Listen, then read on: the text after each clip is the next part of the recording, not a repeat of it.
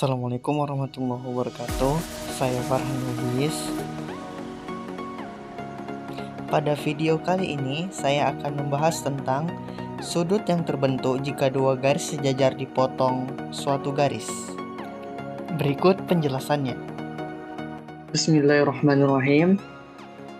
Pada kesempatan kali ini kita akan belajar mengenai garis. Perlu diketahui, garis itu ada namanya garis yang berpotongan, yaitu contohnya seperti ini. Jika dua garis seperti ini, nah jika dua garis ini saya tarik garis lurus secara terus-menerus, maka dia akan membentuk suatu garis berpotongan. Nih saya tarik garis lurus, nah dia akan berpotongan kan. Bagaimana jika seperti ini? Apakah dia berpotongan? Ya, jika kita tarik garis lurus secara terus-menerus seperti ini, ternyata dia akan berpotongan. Selain garis berpotongan, garis itu ada namanya garis sehadap. Garis sehadap itu contohnya seperti ini. Jika dua garis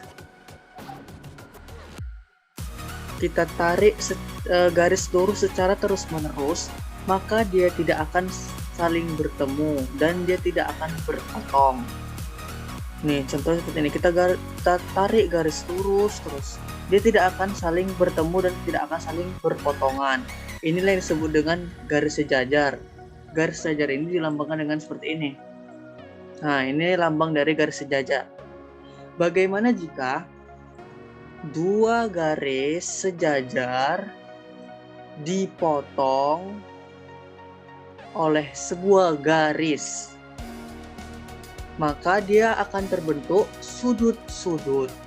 Nah, sudut-sudut inilah yang akan kita pelajari lebih lanjut lagi. Nah, ini merupakan ilustrasi ya, ilustrasi dari pembelajaran kita kali ini, yaitu mengenai sudut-sudut pada garis sejajar yang dipotong oleh sebuah garis. Nah, ini ada garis A. Sebenarnya garis A ini merupakan sejajar dengan garis B. Nah, lalu garis A dan B ini dia dipotong oleh garis L.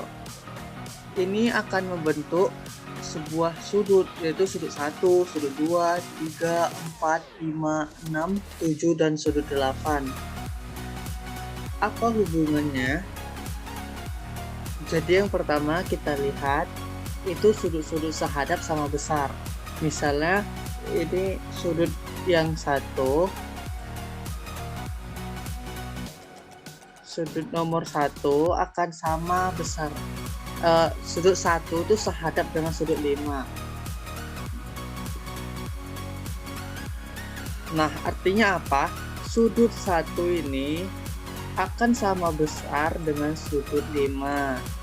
Jadi, sudut 1 ini akan sehadap dengan sudut nomor 5. Mengapa dia dibilang sehadap?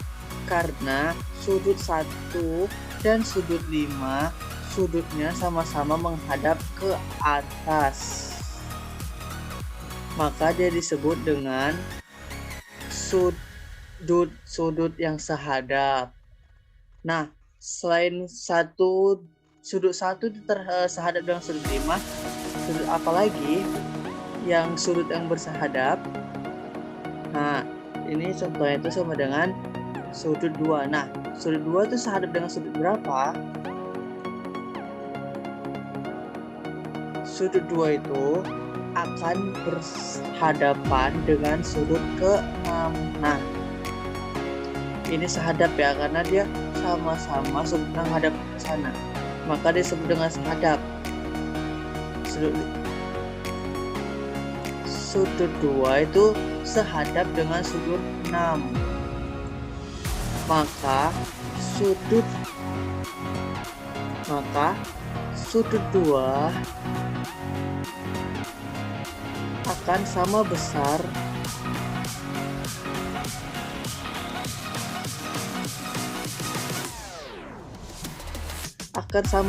dengan sudut 5. Nah, apa ada lagi sudut yang saling berhadapan? Nah, ini sudut ketiga. Nah, Sudut 3 sehadap dengan sudut mana ya?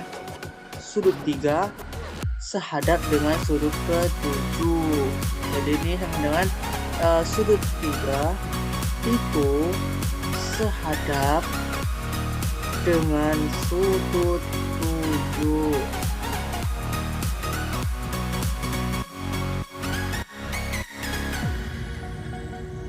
Jadi sudut 3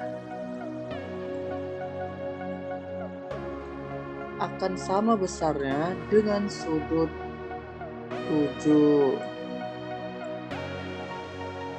Sudut mana lagi yang sehadap? Sudut 4 ya, nih sudut 4 nih dengan sudut berapa? Sudut 8. Ya benar, sudut 8 dengan sudut 4. Sudut 4 akan sejajar dengan sudut 8.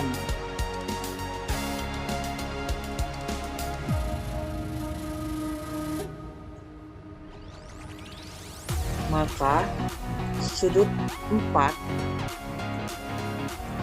itu akan sama besarnya dengan sudut nomor 8. Nah, ini merupakan sudut-sudut yang sehad. Nah, selanjutnya sudut-sudut dalam berseberangan sama besar. Nah, sudut-sudut dalam berseberangan tuh contohnya ini ya, sudut 2 berseberangan dengan sudut 8. Jadi sudut 2 itu sama dengan sudut 8. Nah, sudut-sudut dalam berseberangan itu contohnya apa ini ya? Contoh sudut dalam berseberangan, sudut 2 dengan sudut 8. Ini sudut 2 arahnya ke sana, ini sudut 8 arahnya ke sini. Nah, ini kan dia dalam di bagian dalam ya. Sudut 2 dan 8 ini merupakan sudut bagian dalam yang kita misalkan ini adalah sungai. Jadi 2 itu dia berseberangan dalam berseberangan dengan 8. Dan ini merupakan sudut sama besar yang sama besar. Nah, contoh sudut dalam berseberangan yang lain mana? Ini ya, contohnya 3. 3 dalam berseberangan dengan siapa? 3 dalam berseberangan dengan nomor 5. Jadi ini sudut 3 akan dalam berseberangan dengan sudut nomor 5. Atau dengan kata lain, sudut 3 itu sama dengan sudut 5. Yang ketiga, sudut-sudut luar berseberangan sama besar. Jadi dia di sini sama besar ya. Oke, ini misalnya ini ada sudut 1. Sudut 1 itu juga dia luar berseberangan dengan sudut berapa? Sudut 7. Jadi sini ya, ini sudut 1 dan sudut 7. Ini kan dia sudut yang berada di luar kan. Ini 1 menghadap ke sana dan yang 7 ini menghadap ke sini. Nah, oleh karena itu dia disebut dengan luar berseberangan karena dia sudut 1 ini dia di luar dan sudut 7 di luar. Maka sudut 1 besarnya akan sama dengan sudut 7. Nah, sudut mana lagi yang dikatakan sudut luar berseberangan? Oke, kita cari ya. Nah, ini sudut 4 ya. Jadi itu sudut 4 akan luar berseberangan dengan sudut ke berapa? Ke 6 ya. Kita lihat 4 ini kan dia di luar dan 6 itu juga di luar. Dia berseberangan juga. Yang ini ngadep ke sini. Yang ini ngadep ke sini. Sama kan dengan sudut 1 dan sudut 7 tadi. Dia luar berseberangan dengan sudut 7 kalau sudut 1. Jadi sudut 4 ini luar berseberangan dengan sudut 6. Jadi sini sudut 4 keluar berseberangan dengan sudut 6. Dengan kata lain, sudut 4 besarnya akan sama dengan sudut ke-6. Lihat ya.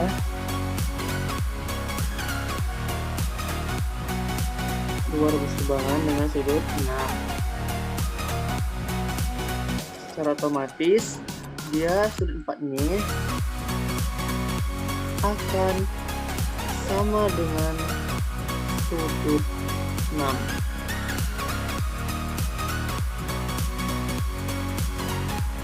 Baik, nomor 4, sudut-sudut dalam sepihak yang berjumlah 180 derajat.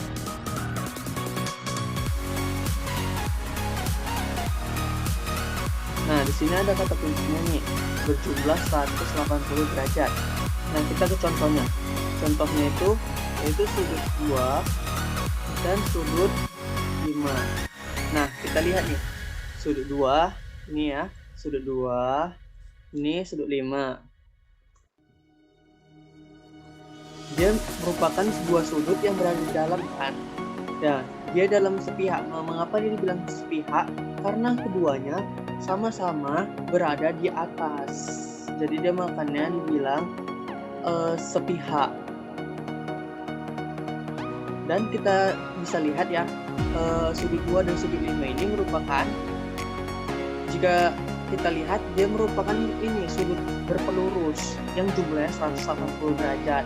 Nah, jadi kata kuncinya tadi di situ.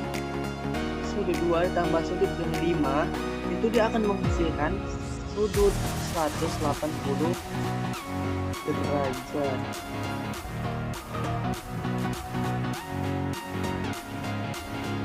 Nah, contoh lain mana? Ini ya, sudut 3. Sudut 3 akan dalam sepihak dengan sudut berapa? Sudut 3. Sudut 3 dia akan dalam sepihak dengan sudut ke-8, ya benar ya, sudut ke-8. Mengapa? Karena dia merupakan sudut bagian dalam dari gambar AB dan L ini. Dia merupakan bagian dalam dan dia sepihak. Maksud sepihak tadi kan, kalau yang 25 dia dikatakan sepihak karena dia sama-sama berada di atas keduanya, jadi dia sepihak. Nah, kalau sudut 3 dan sudut 8 ini, mengapa dia dibilang dalam sepihak?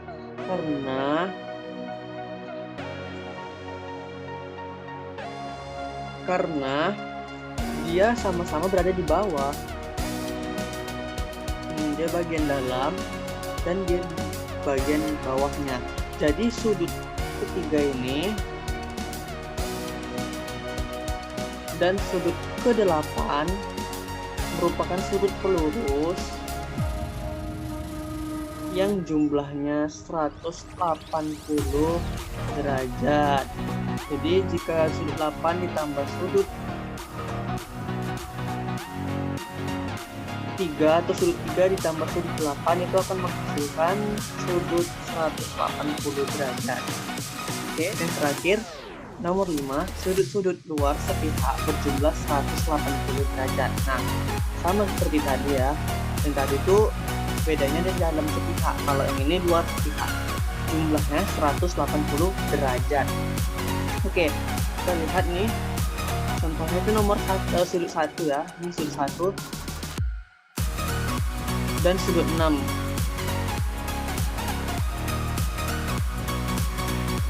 Mengapa dia dikatakan luar sepihak? Kita lihat ya. Dan kalau yang tadi ini bagian dalam ya, yang ini 2538 ini merupakan bagian dalam, berarti 1467 ini merupakan bagian luarnya. Nah, mengapa dia dibilang luar sepihak? Karena dia seperti tadi, jika yang tadi itu 25 ini berada sama-sama di atas, ini juga dia berada di atas juga kan yang ini. Dia di bagian atas, dia dipotong sumbu L. Nah, terus kan ini bisa kita lihat ya, 1 ini dia di atas, 4 di bawah, 2 di atas, 5 di atas, dan 6 ini di atas juga. Jadi dia sepihak ya, karena 1 dan 6 ini berada di atas, jadi dia sepihak. Dari luar sepihak. Oke. Nah, sudut 1 dan sudut 6 ini akan berjumlah 180. Nah, ini kan sudut 1 jika kita tempelkan sudut 6 ke sudut 1 ini, jumlahnya akan 180 kan, dia sudut lurus kan. Nah, oleh karena itu sudut 1 ditambah sudut 6 itu sama dengan sumbu lurus atau sumbu 180 derajat. Nah, contoh lain mana? Ini ya, sudut 4 ya. Sudut 4 dia luar sepihak dengan sudut berapa?